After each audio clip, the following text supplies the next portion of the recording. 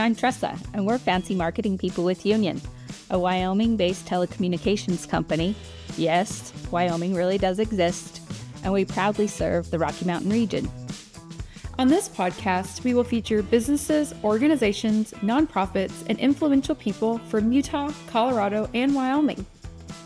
Our mission is to highlight those that inspire their communities daily. We believe this makes us truly authentic because a journey of 1,000 miles always begins with a single step. Hello. For those in listener land, Tressa cannot move an inch at this moment because something is wrong with her. Her mic is hot today. It's extremely hot. Yeah.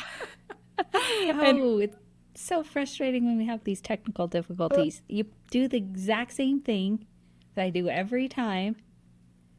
Yeah. And I did damage Myra's eardrums, apparently. It was a little rough. I could not help but cry from pain and laughter. But I we have our headphones on, and for those that don't watch us on YouTube, we wear headphones and stuff. So when Tressa joined and it was really hot, my eyes shot out of my head, my ears went, and then Keith freaked out. It was a great laugh. Or pulled her headphones off. Yeah. Yeah. It was one for the books. This is when we should actually record and do the outtakes because, we have a lot of bleeping to do. But oh, yeah. Our pregame is way funnier.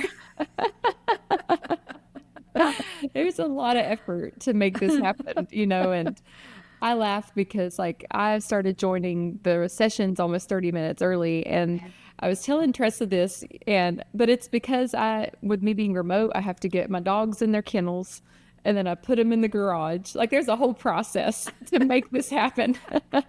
And then everything's silent, and then all my devices are off, and the lighting is lit. There's a whole stage that's set before I start recording. So it's funny. I need a good laugh. So it's been fun. Today was fun. It was great. Yeah. I'm going to be joining a lot earlier now too. I thought we had it dialed in, and then my docking station, I think.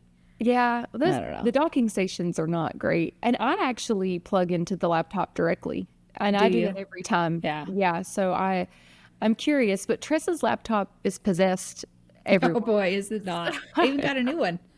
And the possession just transferred over. Yeah. And today, my computer started acting like Tressa's computer when I was on a call with our wonderful coworker, Catherine. And she's like, wow, it's now joined your computer. I said, yes. And I have a podcast today. So it, be gone, possessed spirit of the laptop. I've got a podcast. Was it typing without you typing? Oh, yeah. Remember that day? It was it was typing. It was switching screens. And it would go in and out of workboard and then just reload a new workboard page, and then it would jump around, and then it brought up my Teams, and I'm just watching it, and I'm like, well, let's hope this stops because I have something important. Well, I'm glad. I hate that happened to you, but I'm glad it's not just me. I had to call you in here that one day, look at this. I'm not even close to my keyboard. It's going crazy. Yeah. It's okay. That's okay. That's why your mic's hot. Because maybe that's it. Same levels as yesterday. Now they're completely turned down. Yeah. It's interesting. Anyway. Yeah. We've got it. We'll make it work. Oh, yeah. It's We're not adaptable. Bad. My ears aren't bleeding right now. So I can tell you it's all good.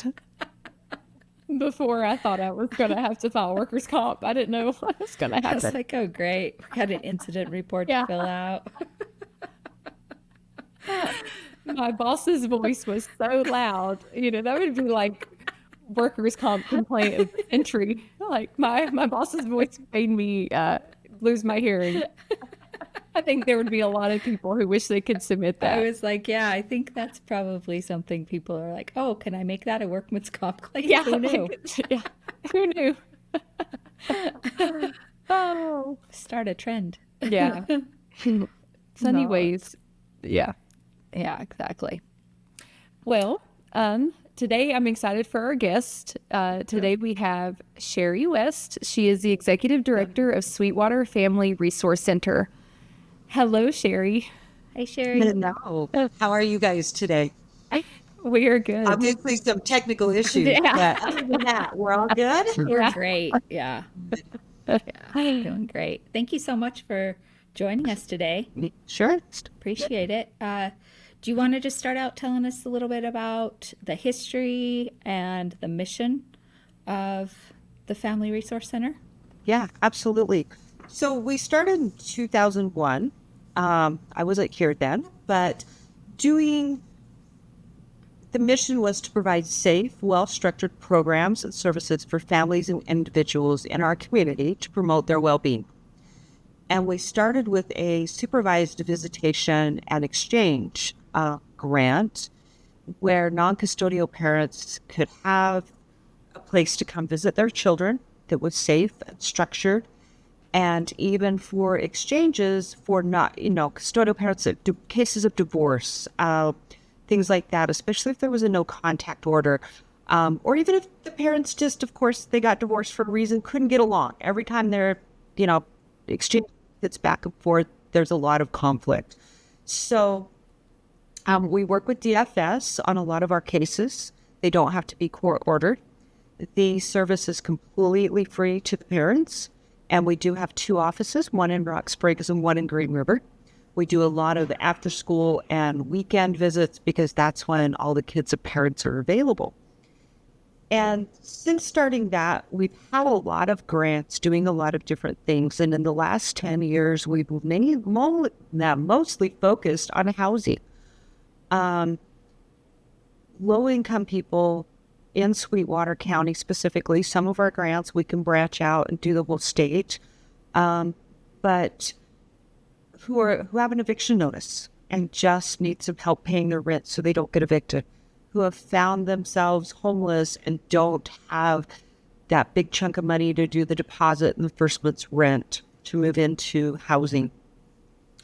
We follow a housing first model that says if we get you into housing first, then we can work on all of the other things, whether that be get a job or work on your utilities, work on some substance abuse problems, having a roof over your head, having a safe base seems to work best. There's a lot of evidence that shows that.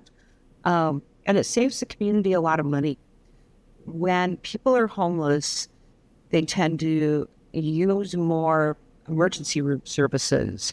And that's a huge drain on a community, and nobody thinks about that. They use the police force more. There's more 911 calls from them because they don't know who else to call. And it's interesting that the minute they get into housing, all of that tends to a large percentage of that tends to dissipate. If you're not feeling well, or you're super cold, you don't just show up at the emergency room. You're not calling 911 because you're in housing. So right now, that's our main focus. Visits and exchanges is still a viable, wonderful program. We've got about 20 families that we're working with right now. We're always happy to take more. We have great staff in both the offices. And then our other office for the rental assistance is located in Rock Springs. We also have one specific grant that is for those that are homeless or at risk of being homeless with a serious mental illness. We have a couple of SOAR certified staff members that can help you to apply for and receive your disability benefits. So then you're able to get some income and get into housing, and we help facilitate all of that. For our clients, they do need to find their own housing. It is their choice, they get to find a landlord. We work with all the landlords. We can do some conflict resolution with them as well.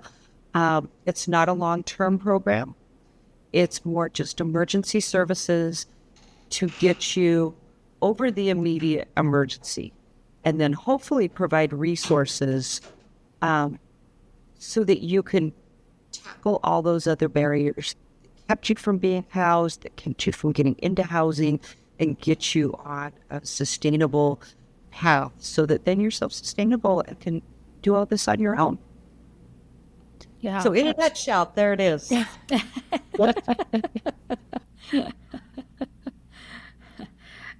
Is there a way that you kind of identify the specific needs of the community and then adapt to those? Because it sounds like as you started out, you were talking about like the facilitation of the non-custodial parent being able to visit their child in a safe environment, and now it's moved into a different need of housing, right? And so how does that evolve, and what do you see some other needs that you might be seeing in the future? So it evolves basically, community needs assessments. Somebody does one. A lot of times the county does one. The state will do one. I know right now both of them are conducting one, our mid-community needs assessment. They try to do one every 2 to 3 years. That kind of shows where the poverty levels are at and what the highest needs are. The last report that I have that just came out a couple of months ago, a month and a half ago, says that the top 3 services in Sweetwater County are rent payments, doctor payments, and in-home care. And so we structure things around that. And also the community lacks living wage employment options so that they can afford their housing. We all know the cost of everything is going up. We all live here. We're all paying more for gas, utilities, groceries, you name it, housing. Rent has gone up. We've seen rent go up exponentially over the last few years, but income has not. Not to the same degree that everything else has gone up. So we know there's a huge need.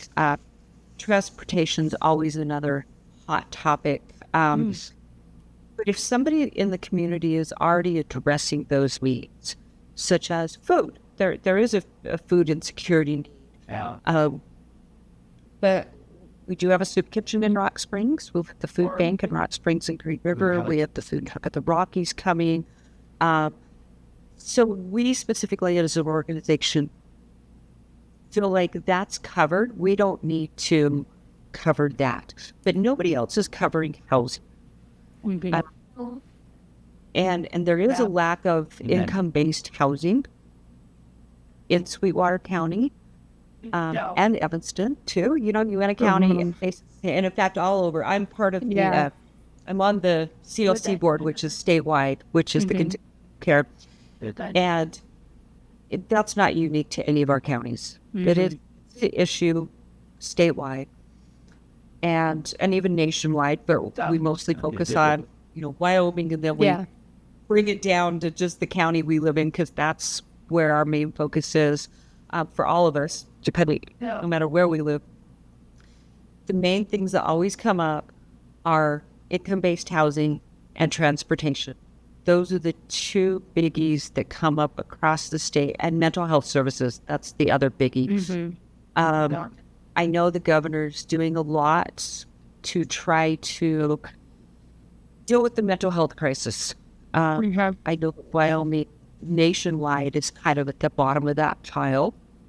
And we don't want to be that way. So the governor's addressing that because a lot of homelessness, there is a mental health issue. Not all the time, but there is a large percentage of people who suffer from some kind of mental illness also end up homeless.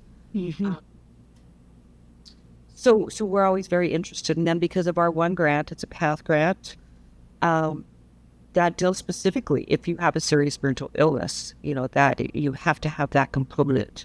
So we pay a lot of attention to what is going on with the mental health community, what services are available, where people can go for fill. Anyway, your question was back to how do we determine the need? Yeah. And that's kind of, and then just people coming in the door, utilities, all of a sudden in the last 3 months, I would say generally speaking, 85% of all of the assistance we provide, it's usually rent, it's usually housing. And then 2-3 months ago, that went down to like 15%, and everybody needed help with their utilities. Everybody had shut-off notices. Everybody. And I know there's been some increases. We pay attention to that. We're always, because we know that's going to affect us. It's going to affect the people in our community. So utilities are also a really big one. If you have a shut-off notice and you can't pay your Rocky Mountain Power, your local water bill, we do what we can.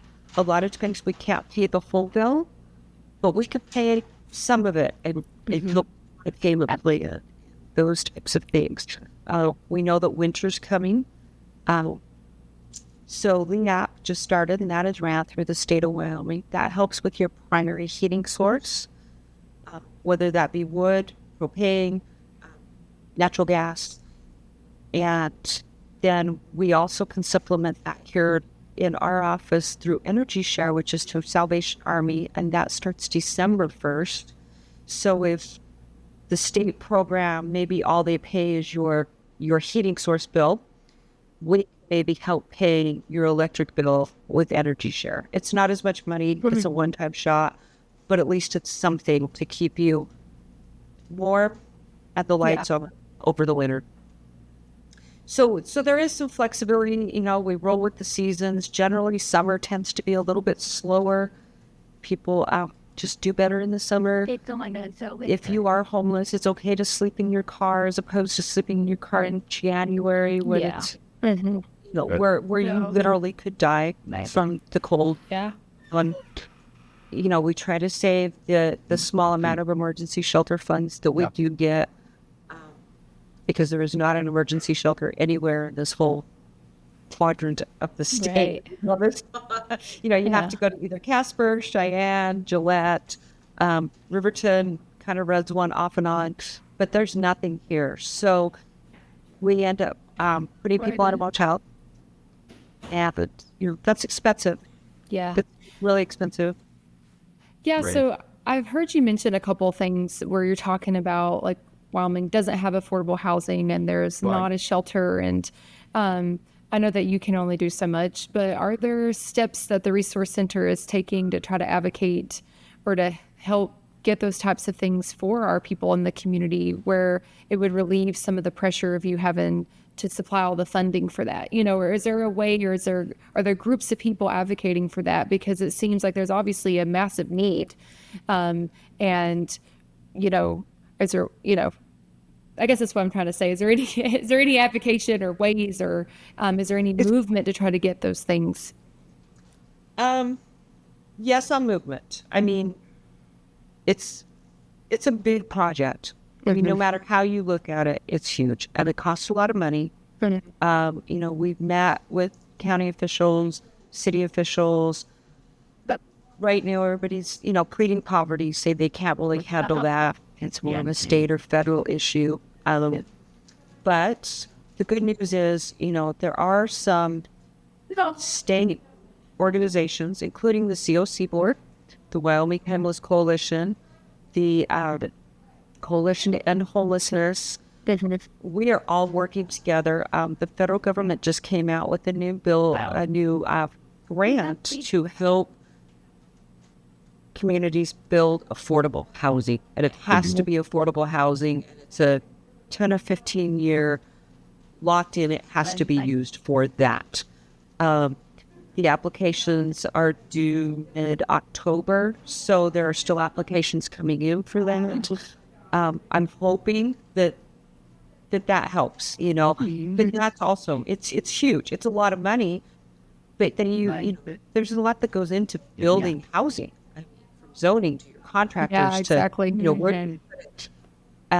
it's great. Sometimes people say, why don't you just take an abandoned building and turn it into a homeless shelter?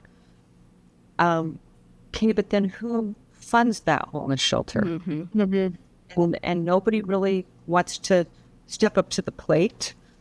But there are conversations. We do talk to local churches. I think if they all came together, that could be an option. And we are talking with them. There are conversations happening. But it never happens fast enough. Yeah. It was a lot of money. And everything so takes we time. just do what we can do, you know. Yes, there are advocacy groups. Yes, we are doing what we can do. Yeah, we'd love more help. Yeah, we'd love more housing, you know. And our job is to kind of remove barriers for our clients. Yeah. Who removes the barriers for the communities as a whole to in some of these things? And sometimes the communities don't want them either. So it's kind of a tricky subject. It's not as easy as people think of just, take this building and turn it into a homeless shelter. There's a lot more involved than that. And I wish there wasn't. I wish it was that easy. Yeah, your point about transportation being a major issue. I mean, in Wyoming, there's just not a lot of public transportation options, right? So, yeah, if you don't have a vehicle here, you know, even in a lot of rural areas, there's not even an option for an Uber, even if you had the money, or a taxi, right?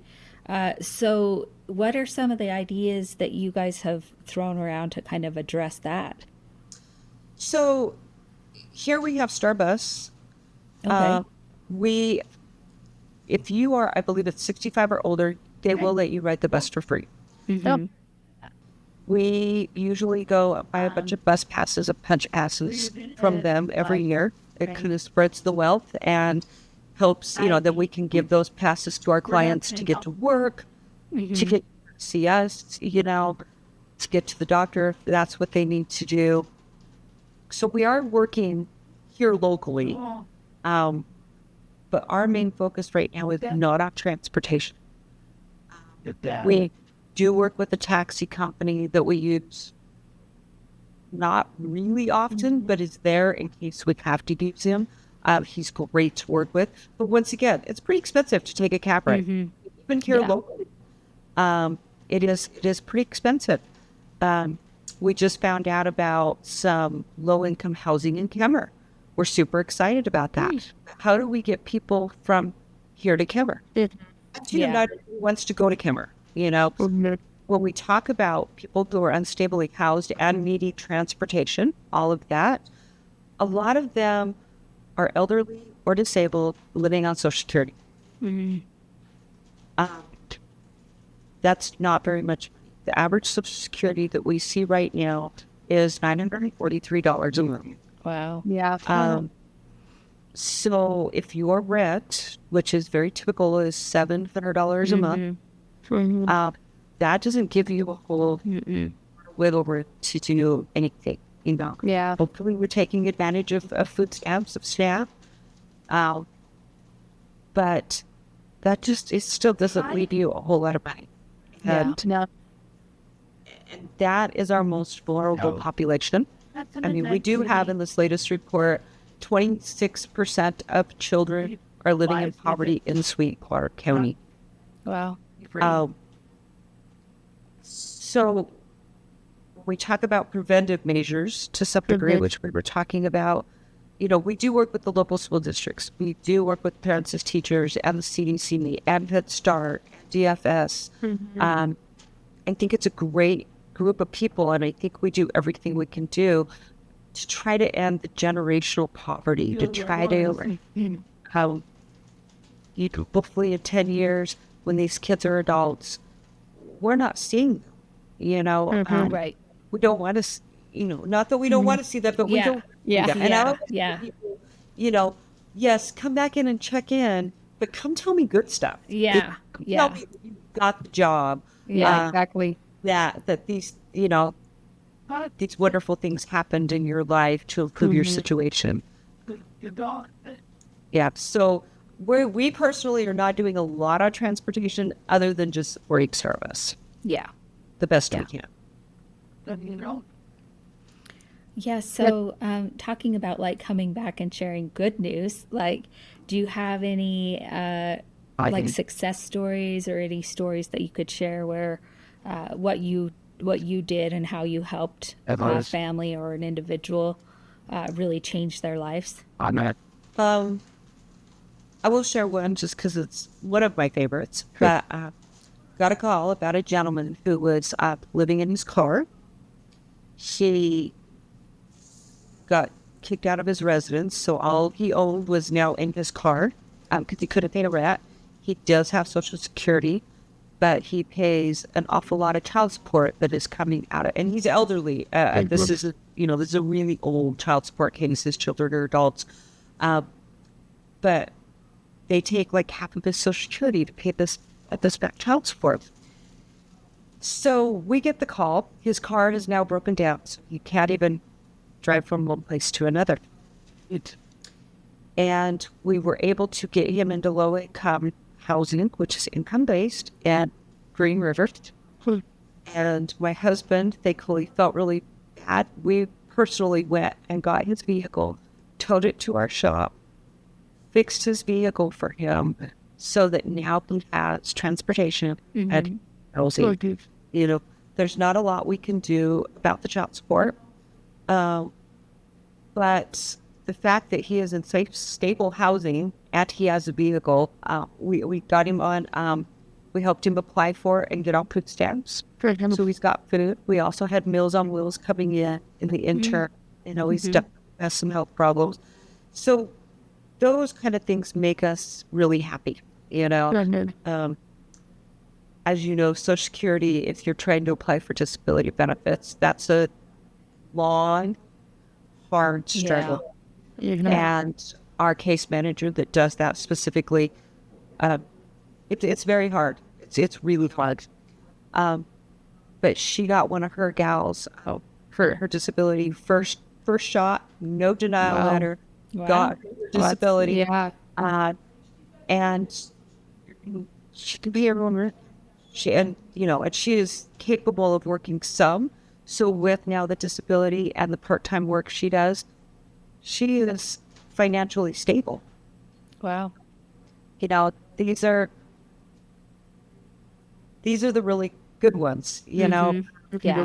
And it does happen. I mean, we get to see it a couple times a month, 2-3 times a month, where maybe they lost their job and they were in between jobs and they got behind on stuff. So we help them get caught up, but now they've got a job and it's great. And they're rocking and rolling. We just got them over that hump, which is the best part, is just getting them over that hump and then seeing them be successful. And they do pay it forward. And that's great. So many people are so good about once they end up stable to help pay it forward to other people. And that's what community is all about. Yeah, I agree. That's awesome. Is there anything new that the Resource Center is trying to implement or that's coming up, or anything that you would like to share that's new with the Resource Center? Not so much new. We're kind of, I'm trying to think if we're doing anything fabulous. Kind of just keep it on. For us, it's always exciting when LEAP opens because that takes a little bit of burden off of us for utility assistance. So we want to let people know, it's all online this year. But both senior centers in Rock Springs and Green River are offering help. They will help you fill out your application online, upload your documents, and also the Department of Family Services is helping there as well. So that's always exciting. I wish I had fun new stuff, Angel Tree's coming out. Well, I mean, we do Salvation Army. So Angel Tree every winter. So for us, it's all of a sudden like, ooh, this is the big bell ringings coming up. That's all Salvation Army money goes into our Salvation Army pot. It is spent locally. It stays locally. Locally at Smith's and Albertsons, and in both Smith's in Green River and Rock Springs, Albertsons, Walmart.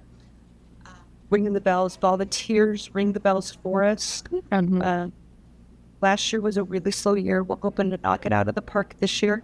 So if anybody wants to come bell ring your organization, your family, anything, get a hold of us. We, love it. We usually do a 2-hour slot, so you're not there all day long freezing. That's also an issue because we get a lot of chilling. We have hand warmers that we can give you. We try to make that So, we're just gearing up for bell ringing, hopefully to have a really successful bell ringing program this year. And Angel Tree is generally always a huge success. People in this community are very generous, especially if they know there's a need. So, Angel Tree, the families that are in need come in, fill out a tag with what they need, and then the families adopt them, bring the gifts back here. And that's so much fun for us when we talk about a positive, fun thing. Yeah. Before, a few days before Christmas, when we're calling all the families to come pick up the gifts, we try to get a big group photo of all of the gifts, and it's so much fun. I mean, it really is. And then to see these families come and pick up their presents to take them home, that's one of the huge positives and pluses. Makes it all worthwhile. Yeah, that's great. Yeah. So that was one of my questions about how can the community get involved to support your work. So a couple of things you mentioned was like supporting the Angel Tree, maybe volunteering to ring the bell for Salvation Army. Is there any other ways that the community can help support what you're doing? Generally, we do have we call it a pantry here. It's not specific food. It's more clothing, household items. We are thinking about moving to a new location, which will probably be much smaller, just in the interest of trying to save some cost. So we don't really want any clothing donations at this time, but anything like homeless kids. Soap, hand warmers, gloves, socks, hygiene supplies are great. Really practical household things like a set of dishes, a set of towels, sheets. We move a lot of people who are living in their car into housing. They don't have a couch, they don't have a bed, they don't have any food. Some of them don't eat cooking utensils, so it's great that they're in housing, but they can't even cook a pot of ramen or anything. So just really practical household items, a broom, garbage can, a nightstand. We can still take those donations and are happy to do that. And then monetary donations are always appreciated. I mean, they do stay here. We have a donation account. It doesn't go anywhere else. It goes for the people that especially, maybe they fall through the cracks. Maybe they're not eligible for one of our grants for one reason or another. They don't have ID. They can't, something is preventing them. Because we do have several different grants. We have grants from the county, we have grants from the state, and they all have a little bit different criteria, but maybe they just don't quite meet and they need help. So this is, or maybe they need help that our grants don't help with. Our grants primarily help with rent and utilities and emergency shelter. Yeah. So if you don't need your water heater repaired, maybe it's a $50 charge. You've already got the plumber lined up, but you don't have $50 to do that. Donations were great for that. We also partner with United Way. Their money can help kind of fill in a lot of those gaps as well, where you don't qualify for some of these other grants. But as always, there's never enough money. When you're not with it, there's never enough.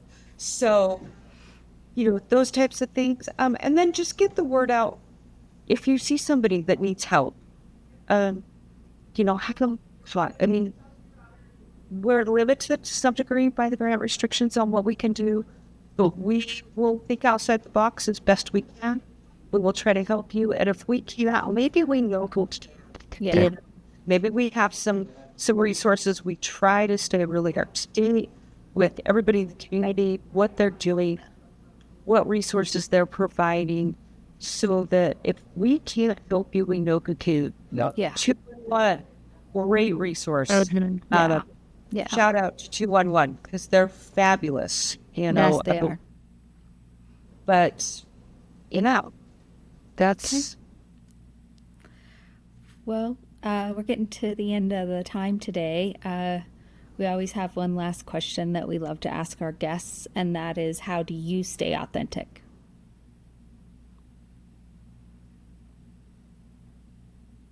By recognizing that this is my community and this is my home, regardless of the wind and the cold, Wyoming is still a really great place to live.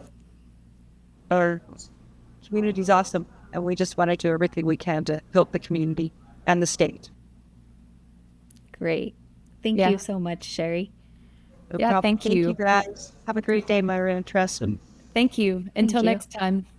Stay authentic.